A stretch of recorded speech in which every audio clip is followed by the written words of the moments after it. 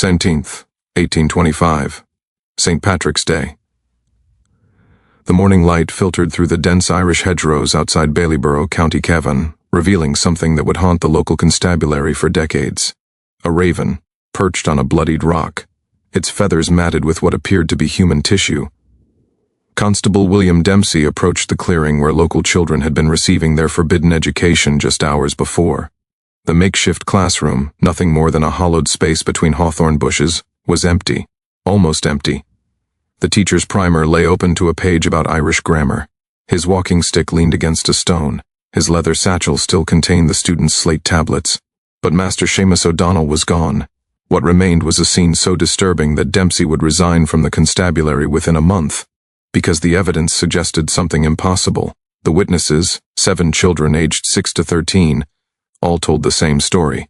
A story involving that raven. A story about what the bird had seen, and what it had done.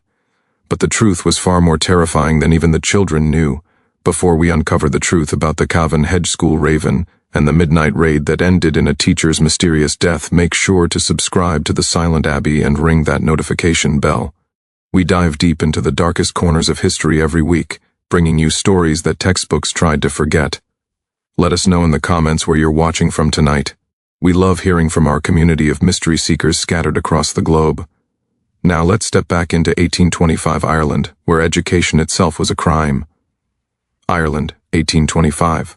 The nation existed under the crushing weight of the penal laws, a series of statutes designed to suppress Catholic identity, culture, and advancement. These laws, enacted following the Williamite War of the 1690s, had created a two-tiered society where the Catholic majority lived as second-class citizens in their own land. Among the most insidious restrictions was the ban on Catholic education. Catholic schools were illegal. Catholic teachers faced imprisonment or transportation to the colonies.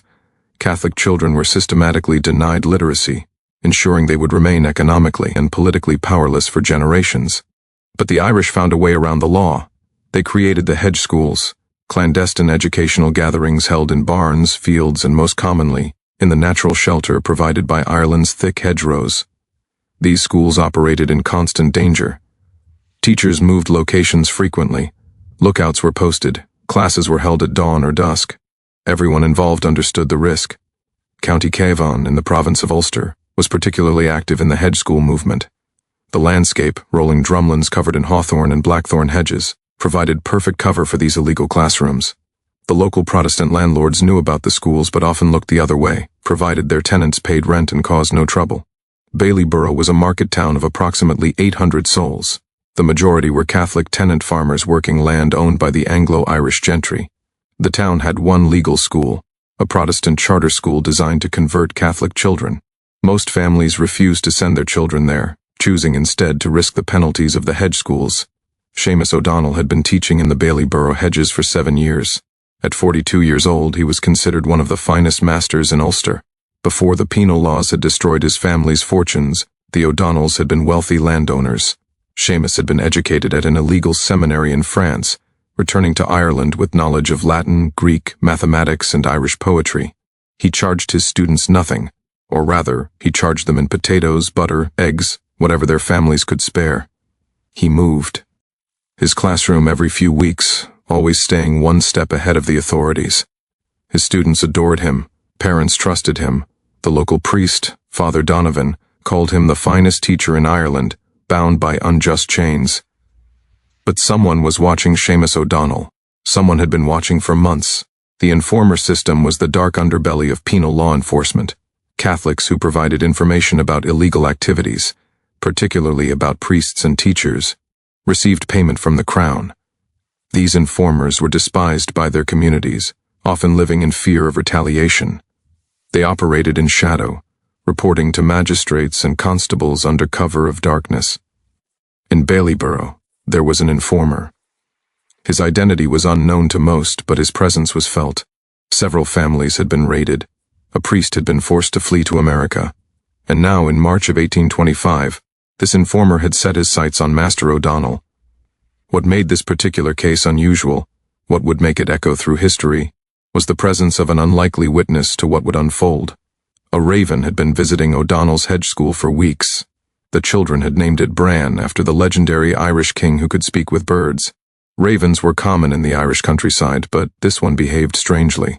It arrived when class began. It perched in the hawthorn, branches above the students, and according to several witnesses, it seemed to listen. Old superstitions ran deep in County Cavan. Ravens were seen as messengers between worlds, creatures that could carry souls or deliver prophecies. Some believed ravens could remember human faces, could hold grudges, could even understand human speech. The children fed Bran scraps of bread. Master O'Donnell tolerated the bird's presence, occasionally quoting the old Irish legends about ravens serving as the eyes of the Morrigan, the goddess of war and fate. No one suspected that Bran would become the only witness to what happened on St. Patrick's Day, 1825. The first sign of trouble came 3 weeks before the incident. February 23, 1825. Master O'Donnell moved his class to a new location, a thick growth of hedgerows on the northeastern edge of Thomas Sheridan's property.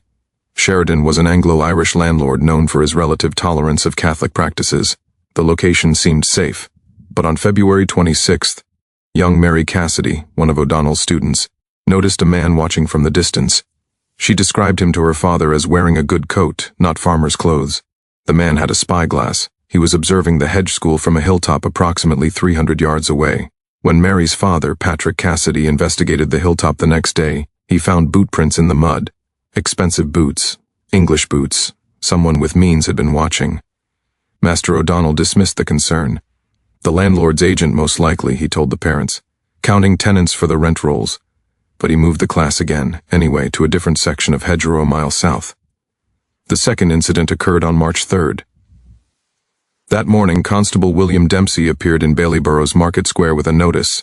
The notice, issued by Magistrate Charles Wynne, warned that intelligence has been received regarding illegal teaching activities in this district, and that severe penalties would be applied to any person engaged in or facilitating such criminal instruction. The timing was not coincidental. Someone had informed. The notice was deliberately vague, no names mentioned, no specific locations identified. This was psychological warfare. The authorities wanted the Hedge school community to feel watched, to feel unsafe, to perhaps make a mistake. Father Donovan urged caution. Several parents suggested O'Donnell should cease teaching until the scrutiny passed, but Séamus O'Donnell refused. If we stop teaching, he told the parish, they win. Our children remain ignorant, and Ireland remains enslaved. I will not give them that victory. His students continued attending. The classes continued, but everyone felt the noose tightening. The third incident happened on March 10th, exactly 1 week before the discovery. Master O'Donnell and his students were in the middle of a Latin lesson when Bran, the raven, began behaving strangely. The bird cawed loudly, repeatedly, with what the children later described as an alarm sound. It flew from its usual perch and circled above the hedgerow, its cries growing more agitated. 10-year-old Thomas Murphy climbed up to look over the hedge. He saw 3 men on horseback approximately 500 yards away, moving slowly along the road, scanning the fields. One of them wore the uniform of the constabulary. O'Donnell immediately dismissed class. The children scattered through the fields toward their homes, using the hedgerows as cover. O'Donnell himself stayed behind, gathering his teaching materials. By the time the horsemen reached the area, the Hedge school appeared to be nothing more than an empty patch of hawthorn. But someone had been close enough to see, close enough to identify. The fourth incident, the one that should have been the final warning, occurred on March 15th. Master O'Donnell's lodgings were in a small cottage owned by the widow Bridget Flanagan. She charged him no rent in exchange for tutoring her 2 sons. That evening, someone left a message pinned to O'Donnell's door. The note was written in English, in an educated hand. Master O'Donnell, you have been identified as conducting illegal instruction in violation of His Majesty's law. You are advised to cease immediately and depart County Cavan. Continued activity will result in your arrest and transportation. This is your only warning. God save the King. The note was unsigned, but the threat was clear. O'Donnell showed the note to Father Donovan and several trusted families. A heated debate ensued. Some urged him to flee to Dublin, or perhaps take ship to America. Others suggested he hide with relatives in Monaghan, until the situation cooled. But Séamus O'Donnell made a decision that would seal his fate. Tomorrow is St. Patrick's Day, he said, the feast day of Ireland's patron saint, the man who brought learning to our island. I will teach one final class, a special lesson. Then, if the danger is real, I will consider leaving. He scheduled the class for dawn on March 17th. The location would be the original Hedge school site, the one he had used successfully for months before the surveillance began. He sent word to his students' families. 7 children confirmed they would attend. As he prepared his lessons that night, Widow Flanagan later testified, Master O'Donnell seemed troubled but determined. He spent hours writing in his personal journal, a journal that would never be found. He packed his teaching materials carefully, including a new primer he had acquired at great expense.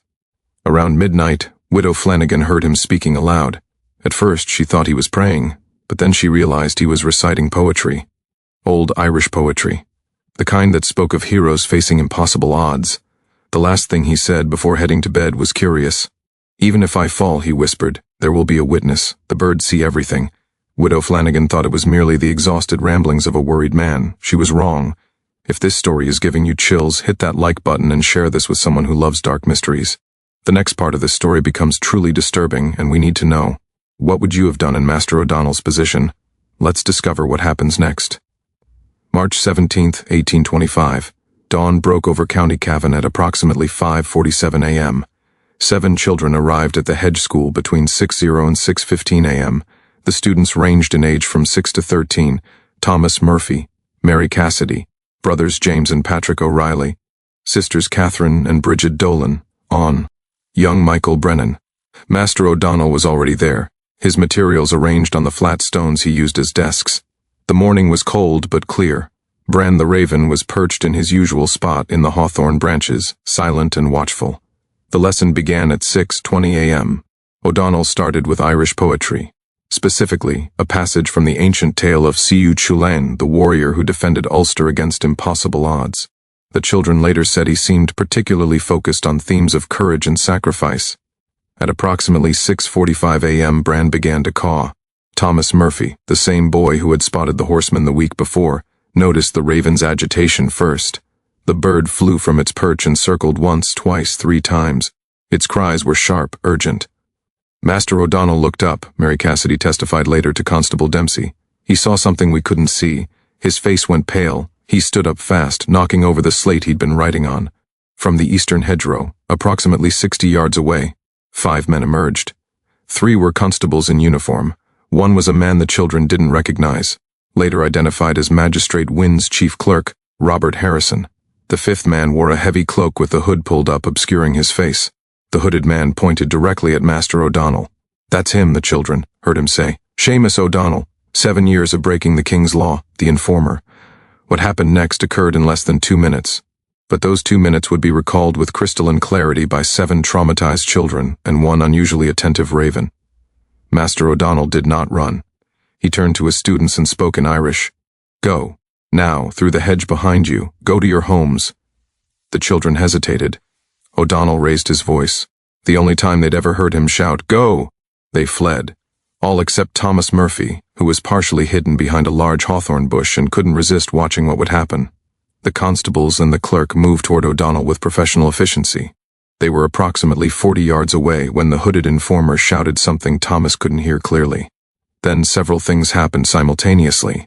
Bran the raven dove from the sky directly toward the hooded man. Multiple witnesses, including 2 of the constables who later gave testimony, confirmed this detail. The bird struck the informer's hood with its talons, pulling the cloth back and exposing his face. Thomas Murphy saw the informer's face. He would take that image to his grave, but more importantly, so did Master O'Donnell. You, O'Donnell said, loud enough for Thomas to hear. After everything, it was you, the informer, whose identity Thomas would later reveal, pulled out a pistol from beneath his cloak. This was not standard procedure. Constables carried truncheons, not firearms. The appearance of the pistol suggested premeditation. This was not meant to be an arrest. The head constable, William Dempsey, immediately moved to intervene. Sir, there's no need for that weapon. We have our man. But the informer wasn't listening. He aimed the pistol at Séamus O'Donnell from a distance of approximately 15 yards. Master O'Donnell did not beg. He did not run. He simply stood there, staring at his betrayer, and spoke in English so the constables would understand. His name is Francis Sheridan, second son of Thomas Sheridan, the landlord. He attended my school as a boy. I taught him to read. This is how he repays that gift. The pistol fired. The shot hit O'Donnell in the chest. He fell backward against the hawthorn hedge, the teaching material scattered around him. His blood began to pool on the Irish soil he'd fought so hard to educate. Constable Dempsey later testified that he immediately arrested Francis Sheridan on the spot, despite the man's protests that he had lawful authority to prevent a criminal from escaping. The other constables secured the clerk stood frozen, apparently shocked by the violence, and Bran the Raven landed on the bloodied rock next to Séamus O'Donnell's body. Thomas Murphy, hidden in the hawthorn, watched as the bird tilted its head and looked at the dying teacher. O'Donnell's lips moved. Thomas couldn't hear what he said, but later accounts suggest he was reciting the prayer for the dying in Irish. The Raven remained there, unmoving, as Master O'Donnell took his last breath. When Constable Dempsey and his men finally moved to examine the body at approximately 7:10 a.m., they found Bran perched on O'Donnell's chest, matted with blood, refusing to leave. When they tried to shoo the bird away, it attacked them with its talons and beak, drawing blood from Dempsey's hand. Eventually, the Raven flew to the hawthorn branches above and watched as the constables covered O'Donnell's body with a cloth. It followed them as they transported the body back to Baileyborough, and for weeks afterward, witnesses reported seeing a raven at the location where O'Donnell died, sitting vigil on the bloodied rock, cawing at anyone who approached. But the physical evidence told an even more disturbing story. When Constable Dempsey examined the scene in full daylight, he found O'Donnell's journal was missing. The teaching primer that had cost O'Donnell months of savings was torn to pieces, scattered across the clearing, and most bizarrely, someone had crushed the slate tablets the children used for writing, ground them to dust beneath their boots. This wasn't just murder. This was an attempt to erase, to destroy not just the teacher, but the very tools of education. Francis Sheridan was found to have gunpowder residue on his hands and clothing. The pistol he'd used belonged to his father's collection, a French dueling pistol worth more than a tenant farmer's annual rent. And in his pockets, Constable Dempsey discovered something that would prove crucial to the investigation: receipts for payments from Magistrate Wynn's office. Payments for information provided regarding illegal activities in Baileyborough District. The receipts dated back 8 months. Francis Sheridan had been informing on Hedge schools and likely other Catholic activities since July 1824. He had betrayed dozens of families. He had caused the raid that forced Father Donovan's colleague to flee to America. And he had been personally responsible for identifying Master O'Donnell's Hedge school. Why?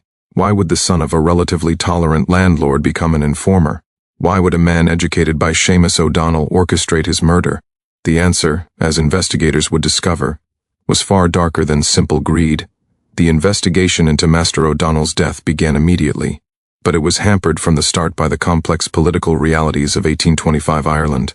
Constable William Dempsey was a Protestant, but he was also a man of conscience. His report on the shooting was unflinching. Francis Sheridan fired upon an unarmed man who posed no threat of violence or escape. The constables present were fully capable of arresting the subject without lethal force. This was murder, not lawful execution. But Magistrate Charles Wynn saw things differently. Wynn was a member of the Anglo-Irish Ascendancy, a magistrate appointed by Dublin Castle, and a firm believer in maintaining Protestant supremacy through strict enforcement of the penal laws. When Dempsey submitted his report, Wynn ordered it rewritten. The revised report, the one that entered the official record, described O'Donnell as a dangerous criminal engaged in seditious activity who made threatening movements suggesting he possessed a weapon. Francis Sheridan's actions were characterized as necessary measures to prevent the escape of a known lawbreaker. Constable Dempsey refused to sign the revised report. He submitted his resignation on March 20th, 3 days after the shooting. In his letter of resignation, preserved in the Cavan County archives, he wrote, "I cannot serve a law that murders teachers and protects informers. I cannot call this justice. History will judge us harshly for what we have done to Ireland's children." But Dempsey's resignation didn't stop the whitewash, it accelerated it. Thomas Sheridan, Francis's father and the landlord whose property had hosted the Hedge school, used his considerable influence to protect his son. Within a week, Francis was released from custody and placed under house supervision at the family estate. No charges were filed, no trial was scheduled. The official position from Dublin Castle was that the matter was closed. An illegal teacher had been killed while resisting arrest. The law had been upheld. End of story. But the people of Baileyborough and the surrounding townlands refused to accept this narrative. Father Donovan conducted a secret funeral mass for Séamus O'Donnell on March 19th, held in the dead of night in a barn outside town. More than 300 people attended, despite the risk of arrest. They buried O'Donnell in an unmarked grave in the old cemetery at Kilbride, where the headstones bore no names, only Irish symbols and crosses. At the funeral, young Thomas Murphy told Father Donovan everything he had witnessed. The priest, recognizing the importance of the testimony, wrote down the boy's account verbatim. This document, the testimony of Thomas Murphy, age 10, regarding the martyrdom of Master Séamus O'Donnell, was smuggled out of Ireland and eventually reached Daniel O'Connell, the famous Irish political leader known as the Liberator. O'Connell was outraged. He raised the case in Parliament, reading portions of Thomas's testimony into the official record. He demanded an investigation into Francis Sheridan and Magistrate Wynne. He called the shooting not law enforcement, but legalized murder of the Irish mind. The British government's response was to dismiss O'Connell's concerns as inflammatory rhetoric and to reassure Parliament that all proper procedures had been followed. But O'Connell's public campaign did something unexpected. It revealed that Francis Sheridan's betrayal went far deeper than anyone had suspected. Through interviews with families across County Cavan, O'Connell's investigators discovered that Francis Sheridan had been systematically identifying and reporting Catholic teachers, priests, and community leaders for months. The payments from Magistrate Wynne's office totaled over 200, an enormous sum equivalent to roughly 5 years of a skilled craftsman's wages. But more disturbing were Francis's motivations, which emerged through testimony from his own family's servants. Francis Sheridan had been educated by Séamus O'Donnell as a child. The O'Donnells and the Sheridans had been friends before the penal laws destroyed the O'Donnell fortune. Young Francis had attended the Hedge school alongside Catholic children, learning Irish poetry and Latin grammar from a teacher his parents respected. But as Francis grew older, he internalized a different lesson. He saw how the penal laws elevated Protestant families like his own, while crushing Catholic families like the O'Donnells. He saw how his father maintained power through this system, and he decided that his childhood education had been a mistake, a weakness that needed to be corrected. According to testimony from the Sheridan estate's housekeeper, Francis had once confided that he believed Ireland's Catholics must be kept ignorant for the good of the realm. He viewed Hedge schools not as educational institutions but as breeding grounds for rebellion. He genuinely believed he was serving a higher purpose by betraying them. More chillingly, he had specifically targeted Séamus O'Donnell because he wanted to correct the mistake of his own education. By destroying his former teacher, he was symbolically destroying any remaining connection to Catholic Ireland. This was not simply about money or loyalty to the crown. This was about a man attempting to erase his own past, his own humanity, his own conscience. The psychological implications were deeply troubling even to contemporaries. How does a student come to murder his teacher? What kind of system creates informers who betray their childhood mentors? What happens to a society that rewards such profound betrayal? The investigation also revealed details about the missing journal. Multiple sources confirmed that Séamus O'Donnell had been keeping a detailed account of Hedge school activities, including the names of students, the materials taught, and his observations on the political situation in Ireland. The journal had been on his person when he was shot, but by the time Constable Dempsey examined O'Donnell's cottage after the funeral, the journal was nowhere to be found. It had disappeared sometime between the shooting and the official search. Most believed Francis Sheridan had taken it, either immediately after the shooting or during a later visit to the scene. The journal would have contained evidence of all the families Francis had betrayed, all the information he had gathered. Destroying it would eliminate potential evidence against him. But there was another theory, one that circulated in whispered conversations throughout Cavan, that Magistrate Wynne himself had seized the journal because it contained evidence of official corruption. The payments to Francis Sheridan may have been illegal even under the penal laws. The journal might have documented collusion between informers and magistrates that went beyond lawful surveillance.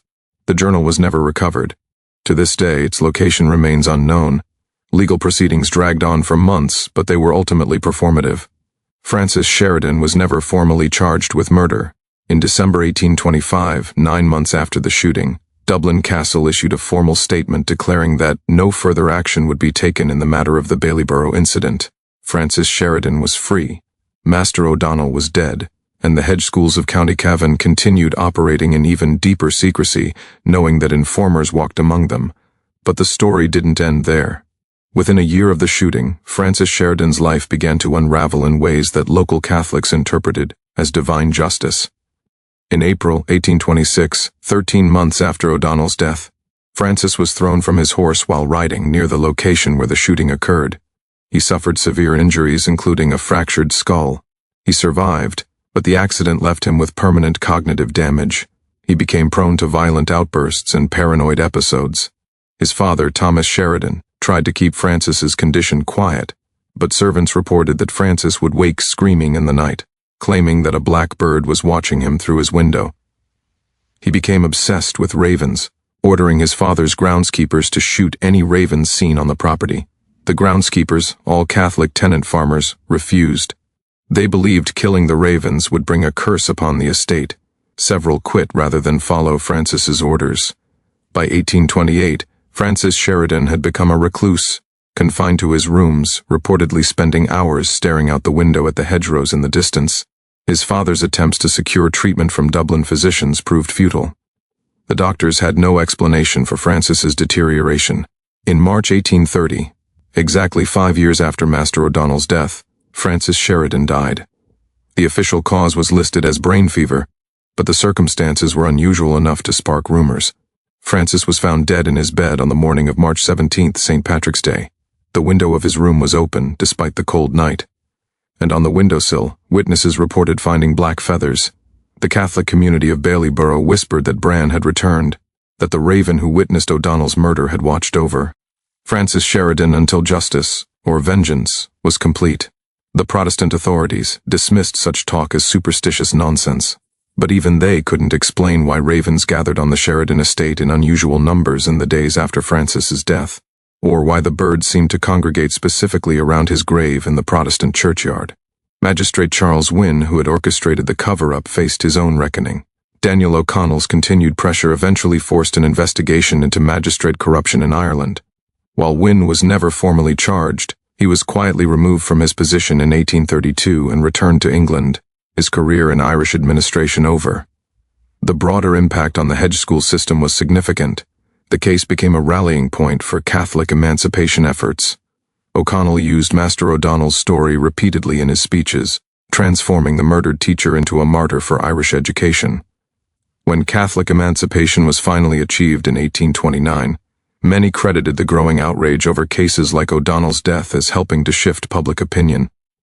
The penal laws began to crumble, and by 1831 the national school system was established, finally providing legal education for Catholic children. The Hedge schools gradually disappeared, no longer necessary once legal education became available. But the memory of the teachers who risked everything, teachers like Séamus O'Donnell, remained strong in Irish cultural memory. The story of Séamus O'Donnell and the Cavan Hedge School raven resonates far beyond the specific tragedy of March 17, 1825. It illuminates the brutal mechanics of colonial oppression, the psychology of collaboration, and the question of what happens when a society criminalizes knowledge itself. The Hedge schools of Ireland represent one of history's most remarkable acts of collective resistance. For over a century, despite constant threat of imprisonment, transportation, or death, Irish communities maintained an underground educational system. They understood what their oppressors understood, that education is power, and denying education is a form of cultural genocide. The penal laws weren't simply about religious discrimination. They were about creating a permanent underclass. An illiterate population cannot read contracts, cannot organize politically, cannot preserve its cultural heritage through written records. By criminalizing Catholic education, the British colonial administration attempted to erase Irish identity entirely within a few generations. The Hedge schools were a refusal to accept that erasure. Every dawn class held in the hedgerows, every Latin lesson whispered in a barn, every child who learned to read despite the law, these were acts of defiance that preserved not just literacy but the Irish sense of self. Master O'Donnell's death became a symbol of this larger struggle because it exposed the violence at the heart of the system. The penal laws were often portrayed as relatively benign, merely restrictions on political participation and land ownership. But O'Donnell's murder revealed the truth. These laws were enforced through terror, through informers, through the threat of death for the crime of teaching children to read. The informer system itself deserves examination. Francis Sheridan was not unique. Colonial administrations throughout history have relied on collaboration from within the oppressed community. Informers serve a dual purpose. They provide intelligence, but more importantly, they poison social trust. When anyone could be an informer, communities fragment. Suspicion replaces solidarity. The psychological damage of being an informer is well documented. Francis Sheridan's mental deterioration in the 5 years after the shooting suggests a man unable to reconcile his actions with his conscience. He was raised by parents who had respected the O'Donnells, educated by a teacher who had shown him only kindness. And yet he had internalized the colonial ideology so completely that he could rationalize murder. This is the insidious nature of oppression. It convinces some of the oppressed to participate in their own subjugation. Francis Sheridan believed he was serving civilization by destroying Hedge schools. He saw his former teacher not as a martyr, but as a criminal. The tragedy is that the system worked precisely as designed. It created enforcers from within the community it sought to control. The supernatural elements of the story, Bran the Raven, the bird's apparent role as witness and avenger, reveal how communities process trauma and seek meaning in tragedy. The Irish Catholic community of Cavan needed to believe that O'Donnell's death was not meaningless, that some force in the universe bore witness and demanded justice. Ravens in Irish mythology serve as messengers between worlds, creatures that remember and do not forgive. By transforming Bran into a supernatural witness, the community created a narrative of accountability. If human law would not punish Francis Sheridan, perhaps cosmic justice would. Whether Bran was truly an unusual bird or simply an ordinary raven that happened to be present at a traumatic event is ultimately less important than what the community needed the bird to represent. The story of the raven became a way to preserve the truth of what happened when official records were falsified and justice was denied. The case influenced education policy throughout the British Empire. The international attention brought by Daniel O'Connell's campaign made the British government increasingly uncomfortable with the penal laws. The Hedge schools became romanticized in Britain as examples of the Irish love of learning, which made it harder to justify criminalizing them. By 1831, when the national school system was established, the British government had effectively conceded that denying education was counterproductive. The system was designed to be non-denominational, though it remained predominantly Protestant-controlled, but crucially, Catholic children could legally attend. The Hedge schools had won. The legacy extends to how we understand resistance to oppression. The Hedge schools demonstrate that cultural survival doesn't always require armed rebellion. Sometimes survival means a teacher in the hedgerows at dawn, sharing knowledge that the law says must not be shared. Sometimes resistance is education itself. Master O'Donnell's final class on St. Patrick's Day included a lesson on C.U. Trelane, the legendary warrior who defended Ulster alone against overwhelming odds. The symbolism was not subtle. O'Donnell knew he was taking an enormous risk by teaching that day. He chose to teach anyway, and he chose a lesson about facing impossible odds with courage. 7 children attended that class. All 7 survived to adulthood. All 7 remained literate because of the education they received in those illegal dawn classes. And all 7, in their later years, told their children and grandchildren about Master O'Donnell, about his courage, about the morning he died defending their right to learn. Those stories multiplied. By the 1840s, Master Séamus O'Donnell had become a folk hero throughout Ireland. Songs were written about him. His story was told in Hedge schools across the country as an example of why education mattered enough to die for. When the national school system finally opened its doors, former Hedge school students were among the first teachers employed. They brought with them the ethos of the Hedge schools, that education is a right, not a privilege, that knowledge is power, that no government has the authority to keep children ignorant. This ethos influenced Irish education for generations. Ireland went from having one of the lowest literacy rates in Europe under the penal laws to one of the highest by the early 20th century. That transformation was built on the foundation laid by teachers like O'Donnell, who risked everything so that children could read. The story also raises uncomfortable questions about how we remember historical injustice. For decades after Irish independence in 1922, the Hedge schools were celebrated as heroic resistance, but the violence of cases like O'Donnell's murder was often sanitized in the retelling. The focus was on the nobility of the teachers, not on the brutality of the system that killed them. Only in recent decades have historians begun to fully examine the trauma embedded in these stories. The Hedge schools were not romantic adventures. They were acts of desperation by a colonized people denied basic human rights. The teachers were not cheerful rebels. They were people living in constant fear, knowing that any day could be their last. Understanding this matters because the pattern repeats throughout history. Whenever an occupying power or oppressive regime wants to control a population, education is among the first targets.